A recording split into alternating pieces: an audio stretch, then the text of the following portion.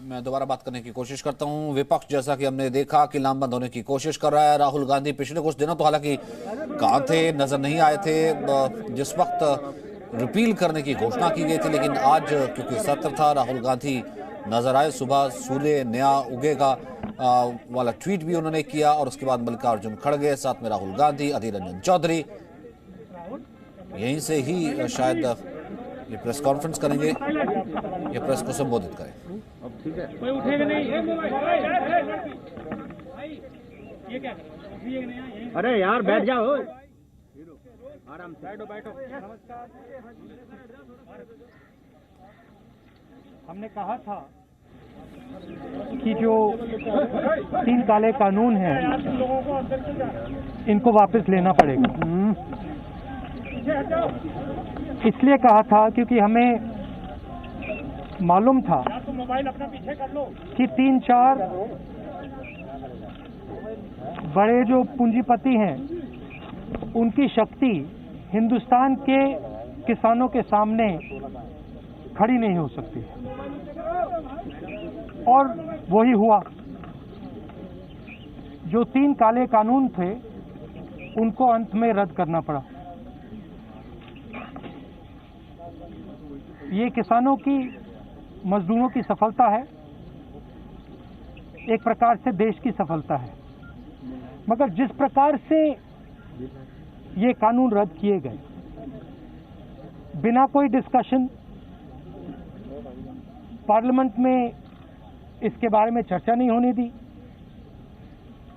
ये दिखाता है कि सरकार डिस्कशन से डरती है, और दिखाता है कि सरकार जानती है कि उन्होंने गलत काम किया, और सरकार डरती है। डिस्कशन जो हमारे किसान भाई शहीद हुए उनके बारे में है, वो जो 700 किसान जिन्होंने अपनी जान दी उनके बारे में डिस्कशन होना था।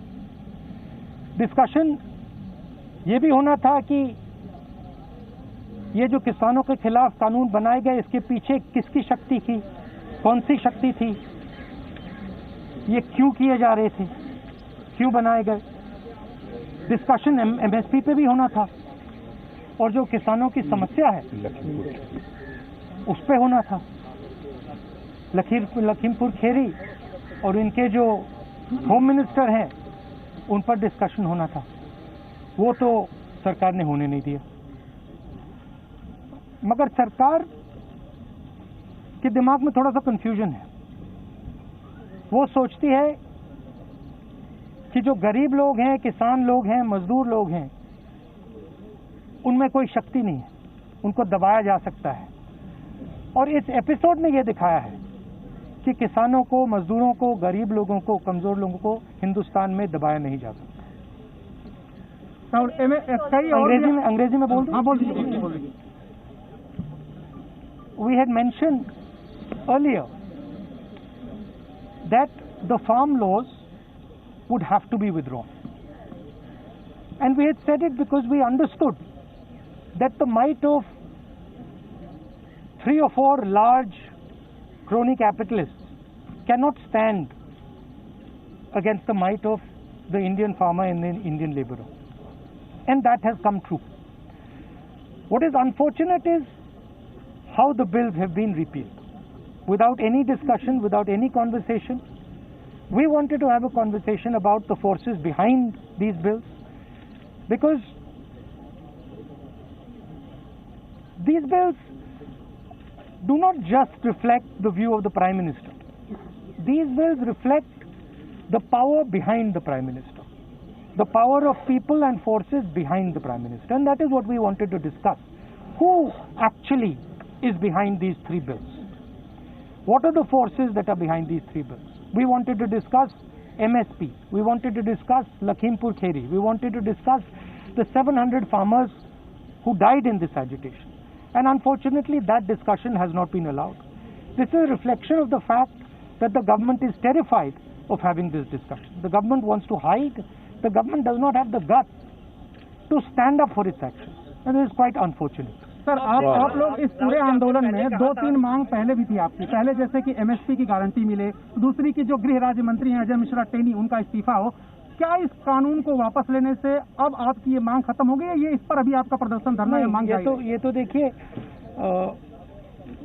ये जो 3 कानून थे ये किसानों पर आक्रमण था, मजदूरों पर आक्रमण था। मगर किसानों और मजदूरों की जो डिफिकल्टीज है, मुश्किलें हैं, वो एमएसपी, कर्जा माफी, वो लंबी लाइन है, लंबी लिस्ट है, और वो अभी तक मतलब उनकी मांगे हैं और उनका हम समर्थन करते हैं। सर बीजेपी का ये कहना है सर कि जब प्रधानमंत्री ने राष्ट्र के नाम संबोधन में माफी मांग ली और अब जब तीनों कृषि कानून वापस हो गए लोकसभा और राज्यसभा में, तो डिस्कशन की जरूरत क्या है? तो फिर सांसद की क्या जरूरत है? बंद कर देते हैं, बंद ही कर दो। फिर प्राइम मिनिस्टर को जो कहना है कह दें, जो कानून बनाने बना दें, तो इसका क्या मतलब है?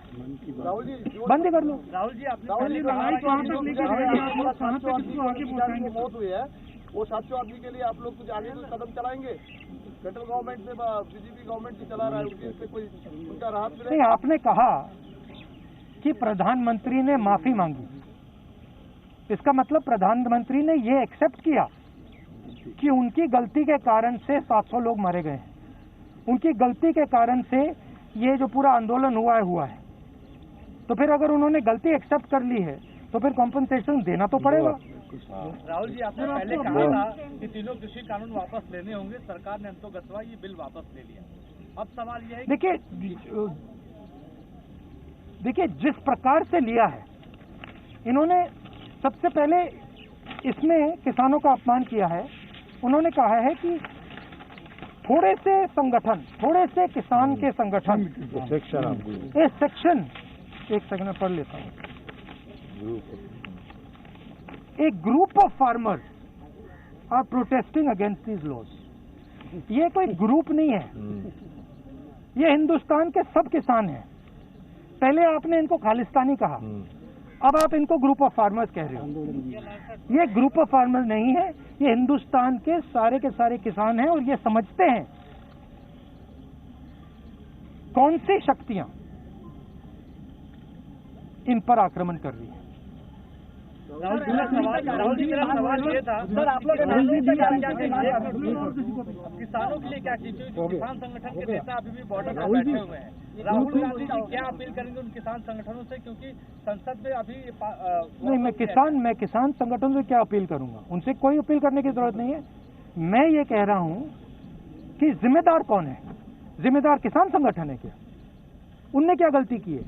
उनके 700 लोग शहीद हुए हैं, उनको आपने मतलब 1 साल यहाँ बैठा रखा है, उनको घर नहीं जाने दिया आपने कहा कि गलती मेरी है, तो फिर आप कॉम्पनसेशन दो ना, और जो इनकी मांगे हैं उनको पूरा करो, एमएसपी पूरी उनको दो।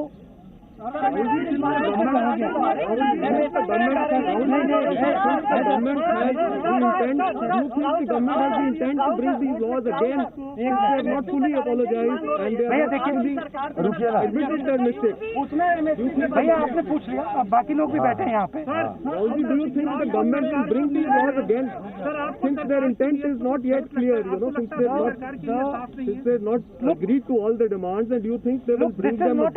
This is not an isolated event. This is the thing to understand. Just now one of our journalists was asking me the question, why Parliament should exist. Right? He does not even understand the question he is asking.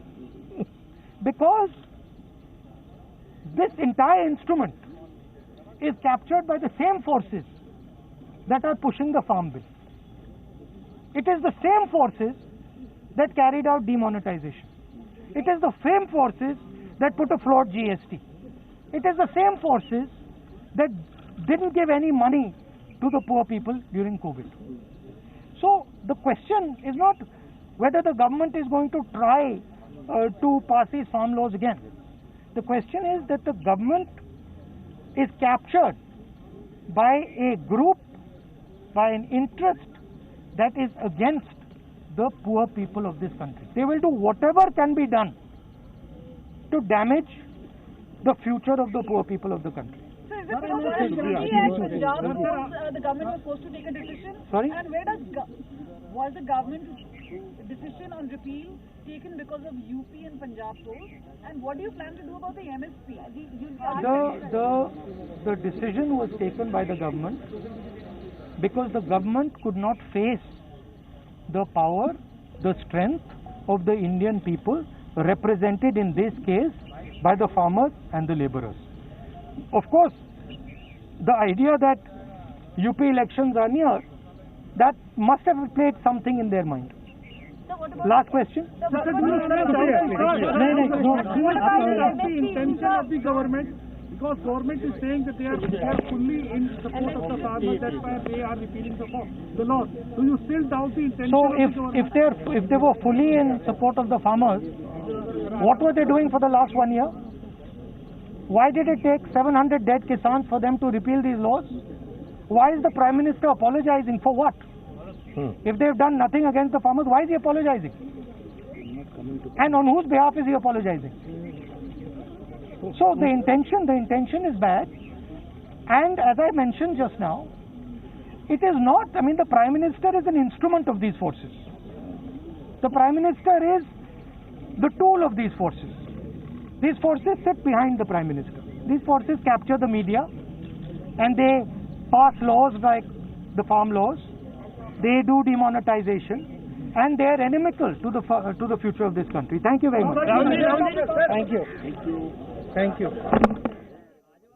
Rahul Gandhi जो कि विजय चौक पर पहुंचे, एक press conference करते हुए और बाकायदा press को संबोधित किया कि आज ये हम लगातार कहते चले आए थे कि ये काले कानून है, आज इस काले कानून की वापसी तो हो गई है, लेकिन हम चर्चा चाहते थे, सरकार चर्चा से भाग रही है, हम चर्चा करना चाहते थे, एमएसपी पर हम चर्चा करना चाहते थे, वो किसान जो वहां पर जिनकी मौत हो गई है, मृत्यु हुई है, शहीद हुए हैं, या फिर हम चर्चा करना चाहते थे लखीमपुर खीरी पर, लेकिन सरकार ने चर्चा नहीं करने दी।